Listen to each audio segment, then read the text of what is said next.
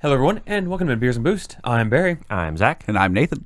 and hopefully, fingers crossed, our camera's going, our software looks like it's working, our mixer tried to shit itself this morning, so we'll be ordering a new one of those today. Yes.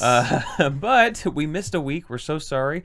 We had travels and all kinds of other things happening, but we're back, better than ever, to see the phrase from old Mike Greenberg. From old Mike and Mike. Anybody ever listen to Mike and Mike in the did, morning? yes. Yeah. Yeah. Oh, Every morning he wow. would say, Live's back. Yeah. He would say, we're back and better than ever. We're back. Well, Yeah. fourth time's the charm. Let's see if it works. See if it works. All right. So, into Total Recall, like we normally do.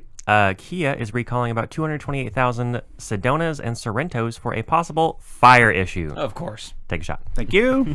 They are being recalled as moisture may get into the anti-lock brake system, electronics, and cause a short circuit to increase, risk of fire. Electronics, sparks. Moisture constantly known for starting fires. Yes. Yeah. It's moist, so it's going to burn. Beware of the ocean. It is Yeah. just fire. It's just ready to happen. Kia will be replacing a relay in the main junction box to prevent power from continuing to the brake system when the car is not powered on, which is bad. Yeah. Recalls will start on April 10th. So you got a nice, good month and a half there. Yeah. It's very to not rare. catch on fire. Yeah. Yeah, it's Yeah. very rare that we get a date, though. Yeah, it is very rare. Kind of nice to see. It's usually like about a month from now. So, In the near, Somewhat long future, Yes. never. uh, Go ahead. all right. Kia is also recalling about 140,000 of the 2013 and 2014 Optimas for a fuel leak due to heat cracks that could. Yeah, it's going to lead to fire. Of course it is. 2 shots in Yeah. 5 minutes, man. And 2 shots via Kia. Yeah. If you have a Kia, just go ahead and take a third shot. Yeah. That is the rule of threes. They actually don't have a fix at the moment. Good news. And, so, I guess if you smell gas, stop. Light a match. Wait. No. No. Oh, okay. Nope. Yeah, Yeah. yeah. That's bad. Oh, That's bad. okay. Anything but light a match. You might want to stop driving. Just stop driving. Like, brake in the lane you're in. Yeah. And just get out. Yeah. There's these things called shoulders. Hopefully they can give you a new fuel line maybe. Like maybe you can go in and get a new fuel line and then they'll reimburse you for the price of it maybe later on. I don't know. But if you start smelling gas, it's going to be unsafe to drive. We can say that at least. Yeah. So, our favorite, Ford, is course. back. Ford. It's just a At weekly this point, thing. if you say Ford, You mean recall. take It's a synonymous shot. with recall. Take a shot. Do we want to actually give them alcohol poisoning, the viewers? Because that's what we're working towards here. I mean, yeah. I mean, if they are that under, they won't drive Fords. So is if true. anything, it's a safety precaution. They won't drive, but they also won't drive a Ford. So we haven't said it in a while. This is a podcast about cars and about beers, but never together. So don't drink and drive, guys. Anyway, Ford is back, recalling about 217,000 of the F-150s from 2018 to 2020. The recall is for a headlight switch that is manually moved to turn on the low beams while running lights stay active. I'm not really sure this is actually a recall, in my opinion. Don't you want more illumination? So you turn on the headlights and the running lights stay on, so you have lights Yeah, you have when you more turn the lights. lights on, Yeah. and it's being recalled. That seems like an improper recall. A recall for too many lights. It's too bright. Tone it down. I mean, have you ridden behind most of the new trucks nowadays? I mean, they they ride are in the too- exact they're too height high. that my side view mirror is, Yeah. and I get fucking blinded all the time. Like I have to close my left eye. Like the Juke, one thing, it looks like fog lights. Those are the headlights. They're low. That way you're not blinding the people in front of you. Exactly. Also, Like, it's not that when the hard. lights are lower to the road, you actually can see more of the road. Especially in foggy situations, which is why fog lights are low. Yeah. Anyway. Safety. Who would have thought? Ford's going to give you a software update to make your lights turn off when you turn your lights on. I can just choose to not have that one, hopefully. Do you want to run this update? No thanks, Windows. Critical security patent. No. We don't need that. It seems as if you have 4 running lights going. Do you also want to work on your resume? Thank you, Clippy. So Porsche's recalling a little over 70,000 of the 2015 to 2018 Macan SUVs for a fuel pump issue. Porsche is claiming that in rare circumstances, the fuel pump service cover can deflect and put pressure on the flow nozzle of the fuel pump's filter flange. Did they just lot make of up Fs. those parts? Maybe it's Porsche. They make That's their the own part I parts. read without an error.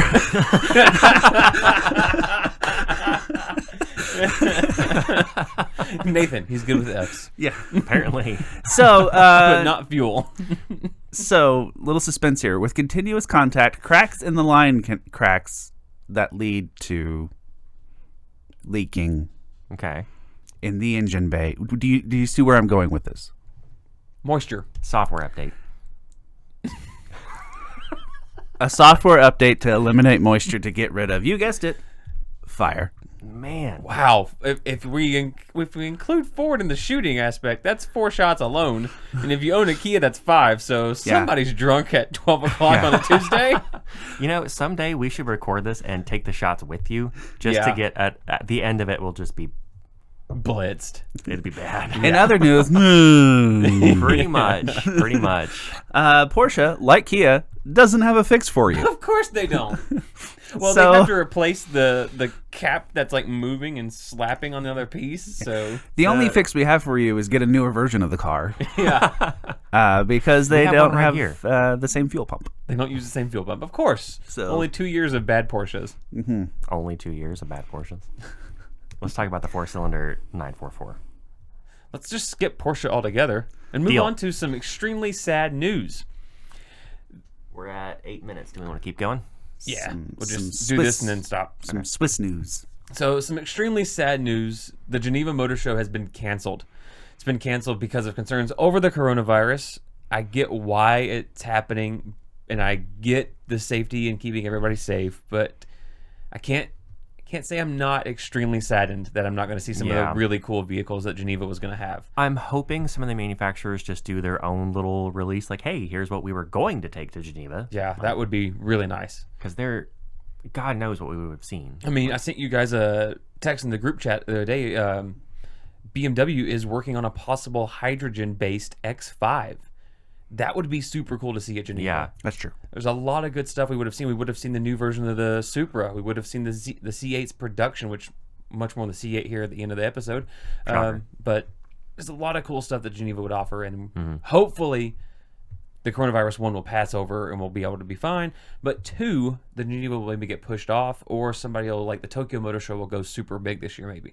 But Tokyo is like possibly not going to have the Olympics at the moment. Like there's debates that that's not even going to happen. They have So, closed all schools in Japan Yep. over the coronavirus until, was it the end of March. Yeah. End of March, yeah.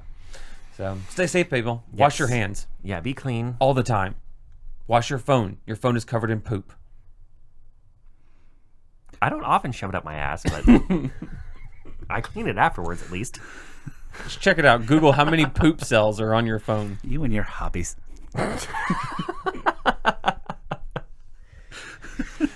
Okay.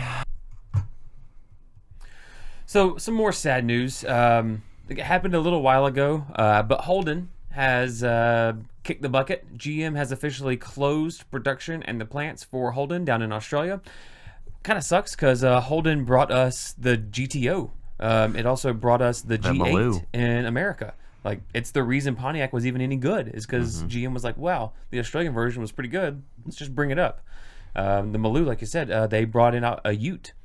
That was a Holden-based Ute. So it's A lot of good stuff kind came of out of sad. them. Yep. But this is all an effort of GM to save a little bit of money by closing up all of their international processes. They are basically just taking all their stuff that's outside the U.S. and going, nope, we're only going to stay in the U.S. so we can hope to save money, because they ain't doing too hot, as we found out last week or the week before last. They've lost quite a bit of money. So hopefully this actually gets it going. But, I mean, GM, you kind of get what you get. You Yeah. have pissed me off a lot lately. Except for the Corvette. Except for the Corvette. The Corvette is Correct. fantastic. Some more sad news, but not for us, for Trump. So good news. Good news for us, for the environment, for consumers. Trump's attempt to roll back for fuel emission standards that were put forth during the Obama run have been blocked. A study found that rolling back gas standards and emission standards would actually cost consumers $34 billion more.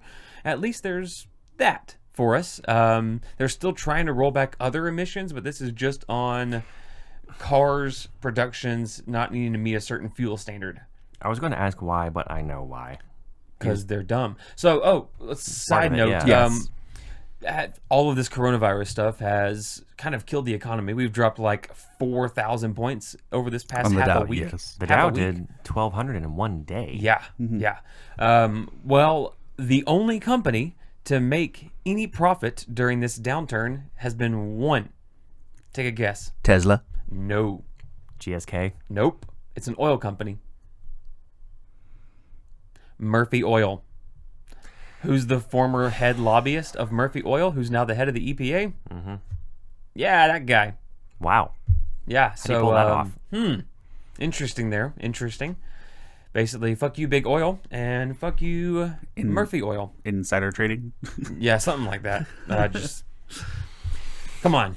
Let's not make the world terrible. It's already dying as it is. It's bad enough. Yeah. We don't need help. Yeah. So some interesting news on the Nissan front. Nissan's new CEO, Makoto Uchida, is going all out to raise confidence for himself and the Nissan brand. During a shareholders meeting, Uchida came out and said, "If I don't turn things around, you can fire me immediately." Wow. Not sure how long he's giving himself to turn things around, but I would Yeah. hope for his sake and Nissan's sake that he's not expecting anything to happen within the first year. Maybe even the first 5, because take Nissan time. still doesn't have any new cars coming out, and they're losing ground in every aspect they can. It'd be hilarious if, like, in other news, he got all of his money up front. I would like a $4 million contract for 2 years. Yeah, sure, that sounds fine. Yeah. All right, you can fire me tomorrow. Got it. I'm out. Sweet.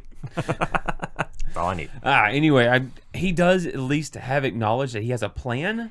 So maybe there's something. It's just they haven't implemented anything yet. So I'm not really sure. This is a tough shoot here for him. So one thing with Nissan that kind of flew under even my radar, we talked about it for a little bit. The variable compression engine they were working on, it's out in production in the Altimas. Yeah. And it's making 230 horsepower and 280 foot-pounds of torque from a 2-liter 4-cylinder turbo, and everyone is loving it. Hey, I would love to try it. I considered buying one because they're really cheap and really nice. Yeah. But the Altima, it hasn't changed too much. I mean, they put a new motor in it. No, they actually completely They revamped did. They the redid body. the whole thing. Yeah. Okay. The Okay. Altima, Maxima, Sentra are all different now. And I haven't seen a single one out. There's been no marketing, There probably hasn't because been they're any broke. marketing. Yeah. But people just aren't seeing them, and that they look really good. Yeah. Remember when Honda didn't market at all in Canada? And then they didn't sell. Yeah. In Yeah. Canada. And they're not even in Canada anymore. Yeah. Yeah.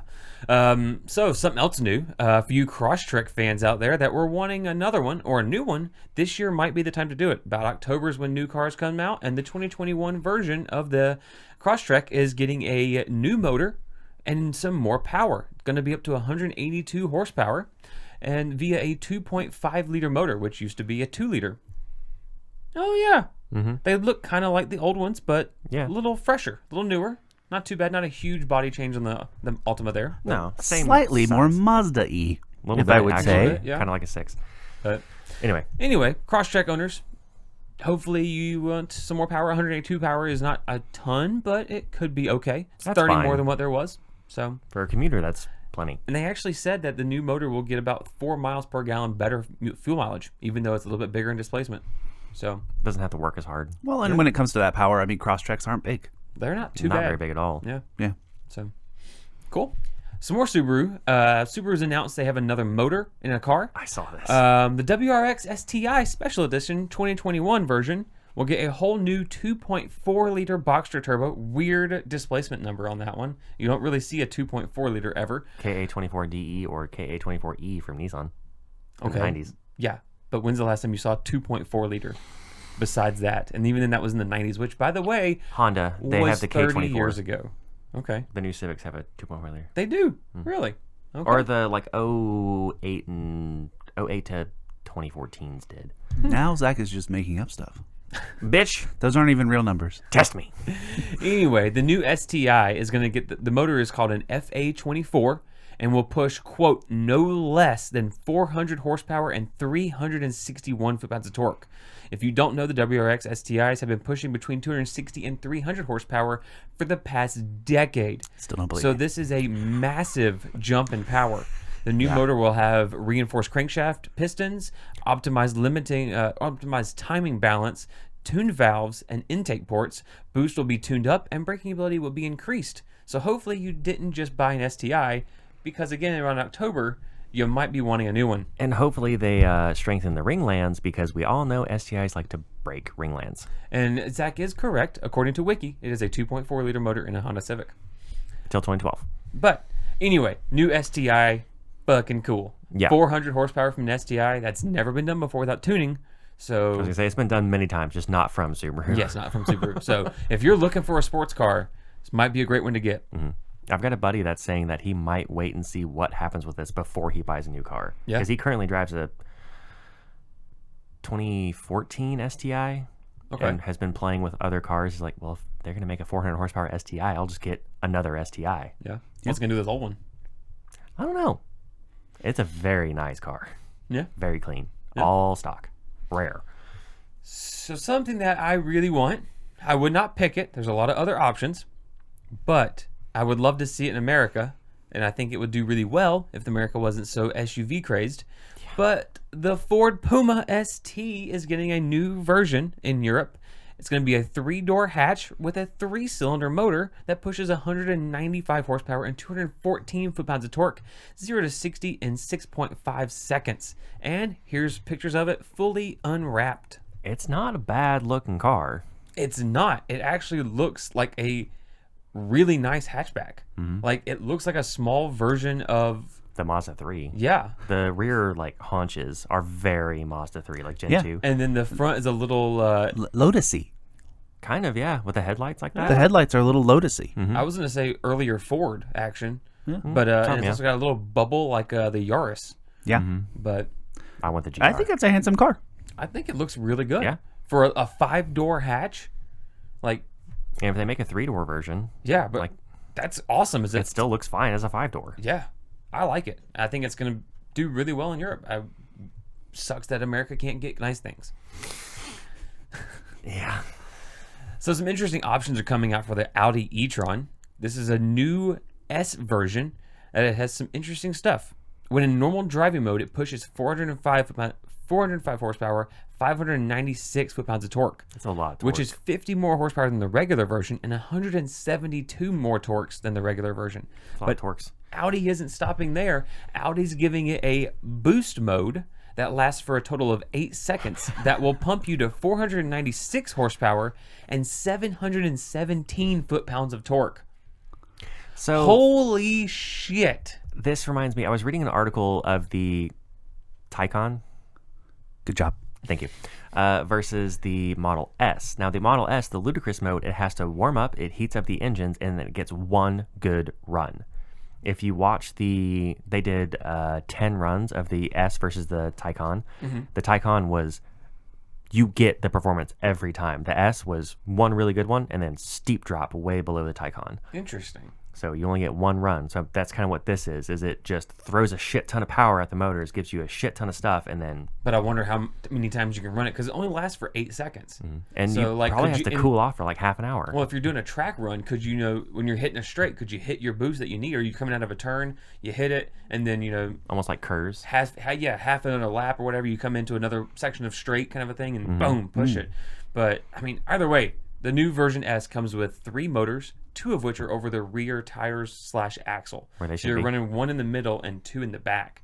Like, Audi's doing some interesting stuff with this e-tron lineup. Yeah. It's pretty cool. I'm really curious to see how often you can use those 8 seconds. Yeah. So I'm really not sure if you guys saw this one, but apparently Bugatti had worked on a sedan, and by God, is it hideous. It was painful to look at this. Yeah. Like, Yeah. No, it's that's disgusting. Like, Zach, figure out how to put a screenshot overlay during I this segment. can, yeah. Yeah, because this So- is hideous. People need to see how bad this is. The old split hood, I commend them for trying it again, because that was something that way back in the like 30s and 40s, you had the 2 hoods. It was cool. right. But this is they took a Veyron, added 2 doors, and then whatever it is most Moved the allergic to. motor. No, whatever it's most allergic to, they just injected it with, and this is the allergic reaction of it. Just Yeah. Well, yes, but they also moved the motor from the back to the front, and it looks fucking stupid. I don't like it. Oh, it's hideous. Now, this apparently was the original predecessor to the Veyron, and thankfully someone somewhere went, no, let's not do that. Let's build the Chiron. Thank you, whoever that was. Whoever that was that decided to not build this did the whole world a favor. So, yeah, figure out how to put that up because... I will. That's And I'm bad. sorry for all viewers. Yes, avert your eyes after you first look at it. All right, so let's end our news segment on some C8 news. The reviews have happened or are happening still. I read about 3 or 4 of them. Consensus, people love them. And do yourself a favor, go out there and read them. Our review will be up next week. We'll have nice shots of it. We don't have one. Fuck, I hate not having a C8. But Yeah. most people said a couple things about it. One, it doesn't drive like a mid-engine car at all. It drives like the motors up front. The Interesting. steering handles it very heavy. It's very taut to actually your wheels. You can feel where they're going, which is very unlike a mid-engine. Anything with electric power steering usually feels very arcadey almost. Yeah. It's a good analogy for it. The cruising ability of it is fantastic. At least in this base edition, they don't know what the ZR or the Z06 and the Z51. What package is it? I think the Z51 is the Z51. performance one. Z51. Okay. So they don't know what those are going to be like because Corvette hasn't put those out yet. But it rides great. It has immense performance. It handles extremely well. It is an amazing sports car. We argue that it's probably a supercar with its performance that it has. I mean, yeah. The Z51 package is a little bit better, but the Z06 that's probably going to come out is going to be a definite, no question about it, supercar. Imagine if they bring in a ZR1. Well, that was the original news we got. The ZR1 would be 1,000 horsepower, a twin turbo 1,000 horsepower motor. That's going to be a lot. Well, the Z06 was supposed to be 700 horsepower. This is 456, 496 or something. I mean, it's a lot of power Enough. as it is. Yeah. For as little as it weighs. Yeah. I mean, we're still talking about 3.2 seconds for 0 to 60, tons of stuff. But they did say that the one big negative for the car is the interior. You feel very cramped. You feel very put up against it, and it's kind of bulky and cumbersome and doesn't really work. The interior is not a great thing. I did have some complaints on the weird like button row Yeah. on the interior. Just looking at it, I I obviously think haven't for sat in us, as people who are kind of used to button touchy kind of things, it may look weird, but it may function well. one. I don't have any buttons in my car. Not now, but like as in work and our Right, our right. demographic. But yet, the people who are generally going to buy it, this car, are like 60 years old. They're not going to be able to get in and out of it that well. You already No. can't get in and out of a Corvette as it is very easily anyway. But with how tight and compact this is on the inside, and then also the confusing layout of the interior, it may turn off some of the older generation. But 2 of the articles did specifically say that this car was clearly designed for the younger audience. So maybe Corvette doesn't care about those old guys anymore. I mean, they've been, pandering to them for how many decades? Yeah. I- Yeah. But devil's advocate, why wouldn't you when they're the ones that have the money? That's a good Absolutely. point. Absolutely. I will say I did read one review where the reviewer did kind of like they said they had already purchased one.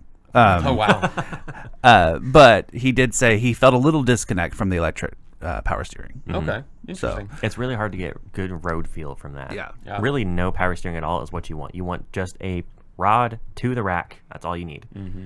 It's just going to be super annoying in parking lots. Yeah, because you're actually trying to turn those wheels physically on the ground. All that weight over them. But anyway, I'm looking forward to the C8 and looking for consumer reviews to happen soon. So if you've got one or you ordered one, hit us up. Let us know. Because we'd love to hear about it. We'd also love to drive it, but I understand if you don't want to let us drive your car. 60 grand is the point where, like, do I let this person actually touch the car? Or do I let them just see it and then slap their hands? No. All right, and now let's move it on over to ZCC, Zach's Car Corner, with the fastest cars of the decade. 30s? 40s? 40s. 50s. Shit. Wow. Okay. Maybe it is 40. Hang on. I'm trying to find it. I did it yesterday, and I've already forgotten. You didn't have this prepared? I didn't have it pulled up on my phone. See, we're clearly not professionals, guys. Totes professionals. It is 1950. Okay. 1950. Okay. So I want you to take one guess at the manufacturer. Well, last decade it was a Jaguar, and the speed on it went down quite a bit, down to 120. compared to the Duesenberg at 140. Okay, so we're in 1950. Corvette.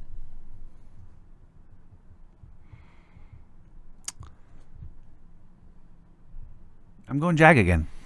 All right, we're back to Mercedes. Okay. The Mercedes-Benz 300 SL. Really? Oh. A 300 SL by today is not fast at all. Nope. So interesting. So it was a two-seater sports car produced from 1954 to 1957 for the Coupe and 1957 and 1963 for the Roadster. They did them in two completely separate production runs. Interesting. And was based on the 1952 race car, the W194. The 300 SL was inspired by Max Hoffman, Mercedes-Benz authorized U.S. importer at the time, who correctly perceived a large American market for such a car. The company introduced the 300 SL in February 1954 at the International Motorsports Show in New York instead of Europe in order to get the U.S. buyers into it sooner. Yeah. Huh. The original price for the coupe was $6,820, which is $65,000 today. That's actually kind of standard for a very Yeah. fast car. The Roadster was $10,950, which is $100,000 today. That's supercar money. Yeah. So Yeah. you take the top off and you pay $45,000 more. That's the way cars work. Yeah. The less there is. The more you pay. That's Exactly. what Porsche does. Germans. The 300 SL was a weight-saving tubular frame atop a steel chassis, and to further reduce weight, its bonnet, doors, dashboard, and boot lid were all made of aluminum. So very lightweight. Yeah, an additional 176 pounds could be eliminated with an expensive all-aluminum body. Only 29 were made, and I don't have the price. Okay. So, but more. I would say probably by today's money, we're looking at 125,000 or more. Oh yeah, I'm sure it was another $2,000-3,000 in the 50s. Yeah. The overall objective of the design was to make the vehicle as streamlined as possible. The exceptional width of the tubular frame, along with the cockpit, allowed the cabin roofline to be inset considerably on both sides, which made it a little sleeker. Interesting. The frame, however, was quite high along the midline, prohibiting the attachment of normal doors. The only option that would allow passengers to get in or get up and over the exceptionally high and deep door sills. So like a BMW Z1. Kind of. Okay. So you open the door and there's this long line that you have to get over to get into the seat. Or a Viper. Yeah. People have seen Yeah. Vipers more than they have seen Yeah. Z1s, but yeah. Yeah, so the only option that they could figure out were the gull-wing doors. So they were not a flashy design choice. They were a necessity on the car. Interesting. And they are just absolutely iconic. Now, you think... Absolutely. You say Merc gull-wing, You know think Mercedes. the 300 SL. The 300 SL. Absolutely. Now, the engine was super interesting to me. So it is a water-cooled 3-liter overhead cam straight 6. So kind of like the Jag from last Yeah, decade. It featured an innovative aluminum head which had a 30-degree diagonal base that allowed for larger intake and exhaust valves than standard. And to improve performance, it was the M198 engine. Replaced the W194, the race car, replaced the triple two-barrel carbs for a Bosch mechanical direct fuel injection. Wow. I did not know fuel injection happened in the 50s. Direct fuel injection. Yeah. That is in the cylinder at full compression, Yeah. which means you need an insane amount of pressure. We didn't start seeing direct injection until direct injection until what, like 5-10 years ago? Now it's taking off. Yeah, I guess. Yeah. So instead of just into the intake runner over the intake valve as it pulls it in is in the cylinder right next to the spark plug. So compression, fuel, Instant. spark. Instant. Instant compression, but also explosion. Yeah. Like, that's crazy. And another interesting thing about that direct fuel injection is it's derived from the DB601 V12, which was used in the Messerschmitt's Bf-109E fighter plane from World War II. Interesting. So they took tech from a fighter plane. That's the German version of the Spitfire. Nice. That fuel injection boosted power almost 25% over the race car from 175 to 240. Oh, wow. Just going from a carb to direct injection. Though it had some problems. Since it was mechanical, when you would turn the car off, it was still going and it would spray fuel into the cylinder, And you would just be left with fuel sitting there. which cleans off the cylinders from the oil. So when you start it up, it would damage the ring lands and score the cylinder head.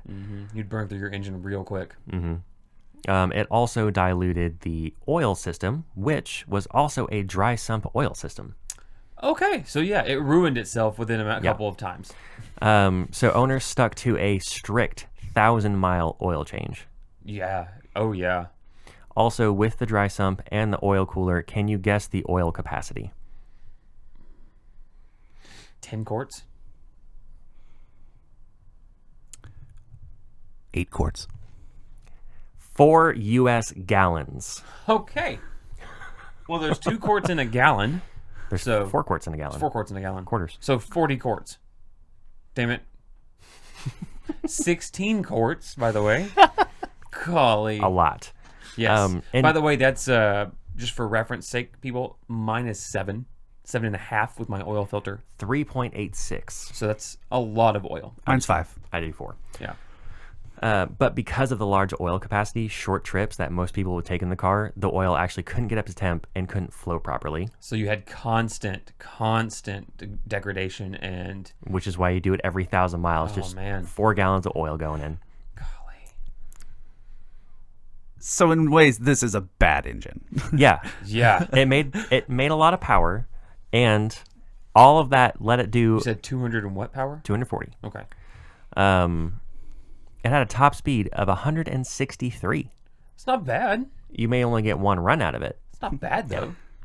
So that's faster than the Jag of 124. And that was the race cars version or the production No, cars? that was the 300 SL could do. Okay. The 300 SL was more powerful than the race car. Okay, gotcha. So it could do 163 or whatever I just said. So faster than the Jag's 124, faster by a than the lot. Duesenberg's 140, which was 2 ago. But we're not quite to the 268 of the Mercedes record wagon just yet. Yeah. True. We probably have a little bit to go before we get there. But Like, It's a really interesting motor. like Yeah. a long way to go before we get there. yeah, Yeah. Like the McLaren F1 from 1990 something. it doesn't beat it. What? Wow. McLaren only did what, 260? 258. I think the Bugatti was the first one to break 260. Okay. And they did 263. Neither of those cars is on my list, Interesting. I think. Interesting. Well, don't spoil it, but that was a great, interesting motor. I'd never heard about that kind of. Yeah, like when I Action. saw it was the car, I was like, okay. I mean, we all know the Gullwing. It was fast. And I started reading about it. I was like, oh, this is actually a lot more interesting than I thought it was. Yeah. So I definitely didn't know all that about it. That's really cool. Really cool. I feel bad for the owners because, God, that has to be crazy upkeep. Oh, that alone is terrible for the environment. Like, you can't necessarily recycle and clean that oil that well. Like, you have to almost dispose of it because there's nothing but gas in it. Like, Yep. it's 4 gallons of oil that you can't reuse. That's awful. Like, that's one of the worst cars for the environment. But it was fast in the 50s. Still kind of fast by today's standard, 163. Yeah, I mean, that's not bad. Yeah. But anyway, left field's over in the beer this week. Left fields and beer. Beer is going to be the World War Beer, America, round 2. 3? 3? 2. 2. Round 2. I've lost count. then I just drink beer. Also have a really super special beer. And so, yeah, stick around for that on Thursday. Thanks, guys. See you later. Have a great midweek.